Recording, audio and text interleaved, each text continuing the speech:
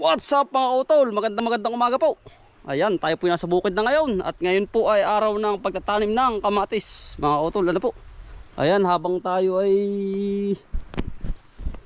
nagpapabunga pa rin ng pipino. Ayan po. Salamat Sir Ryan. Nandun pa po iba sa taas. Nagtatanim na po tayo. Para magandang umaga. Magandang umaga mga utol. Yun. At ngayon mga utol ay nagpapabunga pa nga po tayo ng pipino. Ay habang meron pang sukob yung ating kamatis dahil nga pare sobrang init Ang nararanasan po rito sa aming lugar ay pangsamantala muna ito yung kanyang sandata sa init mga utol, kaya tataniman na namin yung itong kabaak. Ito nga po nilagyan ni parang silo ay dati ng chicken manure, kaya po ngayon nakasingaw na, tumulan na pati. Ayan, tatanim diretso na po ang tanim namin. Ayan. Putihin na naman pare Ayan po, konting diskarte lang mga utol po. At para mahuli natin yung magandang presyo na naman. Ayan po, yung tambo po sandalan yan, malamig. Para po may silong. Basta may plastic mga utol, wala pong damo masyado yan. Ayan mga utol, tayo po ay nandito sa gitna, tayo po naglalagay ng taludtod. Ayan mga utol. Ito po ay isang cropping na kasi punong-puno pa ng bunga. Habang mamamatay ito mga utol, may nakatanim na at sila ang siya yung ito yung sandalan kapag tag-init. At least nakatanim na diyan. Siya na yung magiging silungan nila mga utol.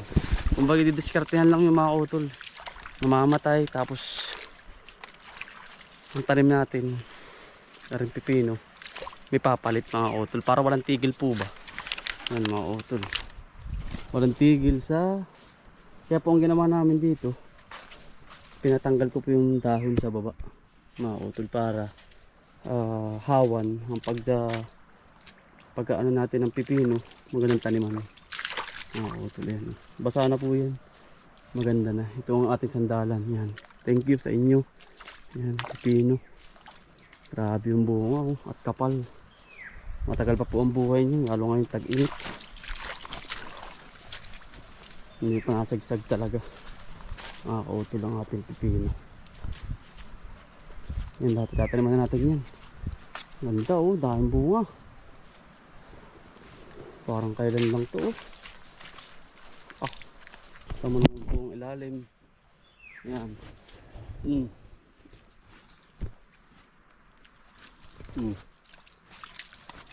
Grabe silawitan na Yan. At malilo mga uto sa ilalim. Yun po para may idea ho kayo pag kayo tatanim ng ngayong tag-init, paunahin yung dibalag. Uto na po para may silungan ang ating halaman mga utol yan. Ito hindi pa natanggal ng dahon. Ito mga utol yan. Ito yung pinakang niya, ilalim, tamong makapal.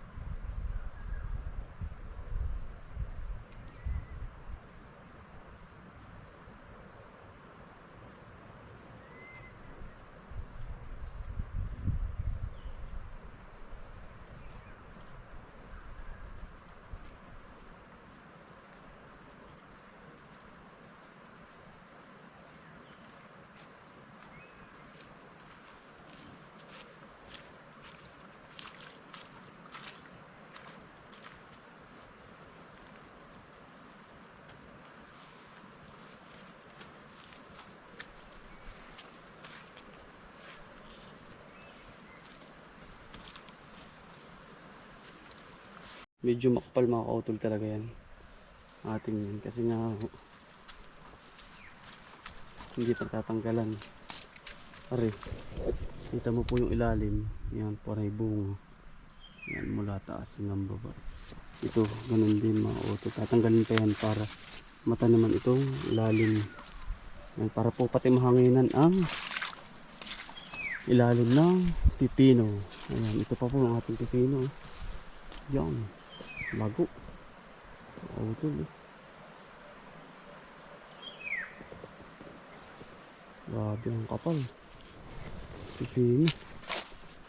Tatalim na po tayo. Idea po yun mga kautol para kayo ay magka-idea kapag tag-init.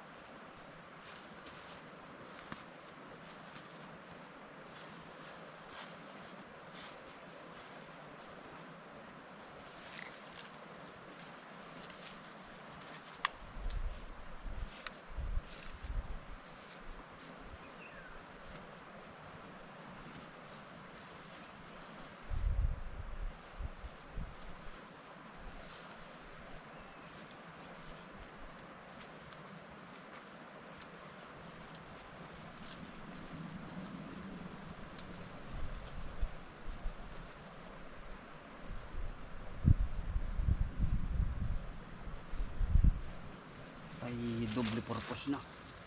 Hindi na tayo mawawalan ng tanim po at harvesting. Ngayon po mga kautol ay magandang tamanan ng kamatis dahil nga po sobrang mura ng kamatis. Yung po mga nasa bundok na mga walang patubig hindi na ho makakatanim mga kautol. Yung mga katulad namin ganito nasa baba, ayos mga kautol, nakakatanim pa.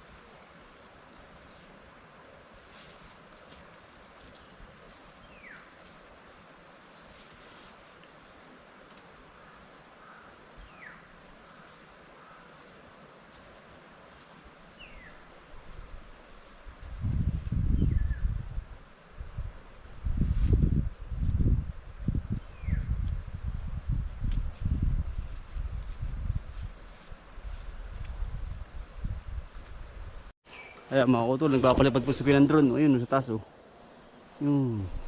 Ayun mga kutol, bali ito po ayari na. Sabi nga ng mga kapitbahay ko din mga kutol, ay ba't daw po nagtatanim agad. Sabi ko po ay saka natin iintayin mga kutol kapag lugot na ito. Itong ating pipino. Ay sa ngayon, kasi ang kamatis 3 months yan bago mamunga mula ng transplant. Yan ngayon mga kutol ay kaya tinanim natin ng maagap para may dahon pa yung ating mga pipino. Yan, mga sariwang sariwa. Napakaganda na po. Yan, ito mismo yung paliwanag ko po. Yan, itong kabaak na ito mga kutol ay nagtira tayo ng isa. Ayan, salitan. Kasi po ang tendency niyan mga kutol ng aking pong plano ay are pinatinaman ko ng ampalaya. Ito, papalakayin ko lang muna ito at aalalayan ito itong laking bagay sa pipino. Yan ang dahon, suporta po. Yan. Suporta sa mga kamatis natin. Kasi ngayon mga kutol palusutin ang mga halaman, hindi karakara makakatanim sa dahilang panahon na yan. Galit na galit po mga kutol. Kasi nga yan po ay ngayon ipalusutin. Yung mga nasa bundok ay halos ay hindi na rin po makakatanim at dahil lang sobrang init. Ngayon naman po tayo ay may mga patubig. Yan, nagpapasalamat tayo sa ating mahal na Panginoon. At ngayon po ay nataas na ang kamatis. Ayan, ang pipino mataas pa rin mga kutol, 40 ho ngayon. Kaya dalian ho kami sa pagtatanim dahilan po ng pagkatindi po ng init. Yan po ang ating magiging gabay, ang ating pipino mga kutol. Ayan, tapos na po itong kalawakan. Ayan, nandito na po kami sa baba. Tapos na po ito, may mga tanim na lahat yan. Yan po ang ating pipino. Nalulugot na po yung iba, kaya dalian na po talaga mga kutol. Malaki naman po ang patubig natin dito. Yan po, may mga nakalagay na, nalulugot na yung iba. Kaya madali na po ang pagkatanim namin ni paring Shelo. Yan, at sobrang tindi ng init mga kutol. Nandito na po kami sa baba. Diyan, hindi na pare, tindi ano. Ha? Oo, si kwento ni. Ang kapal lang ating pipino sa baba oh. Kapal na pare. Nainit sa likod. Nainit na po. Ay, gawa ng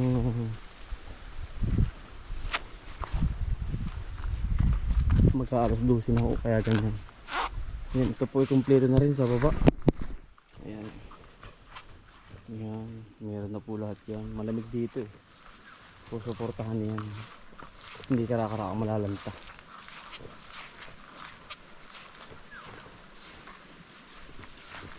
Magandang resulta niyan mga kutol. Bilang tayo ng ilang days at medyo malago na po yan.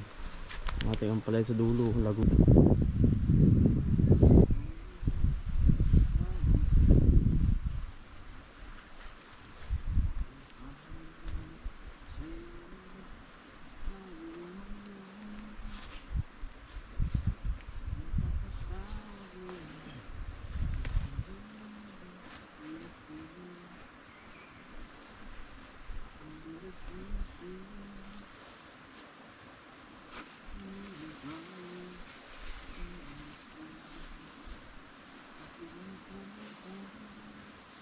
Yung mga ganito kahit ilagay mo sa tabi para nabubuhay ano. Kahit itugsok, kamatis. Ano? Ang lakas ng buhay ano. Kahit yung katawan nito Pare Ang tali. Wala kang tunay. Ito na yun. Tama ito, pinagyunaan, tamad na buhay. Naka-recover ka.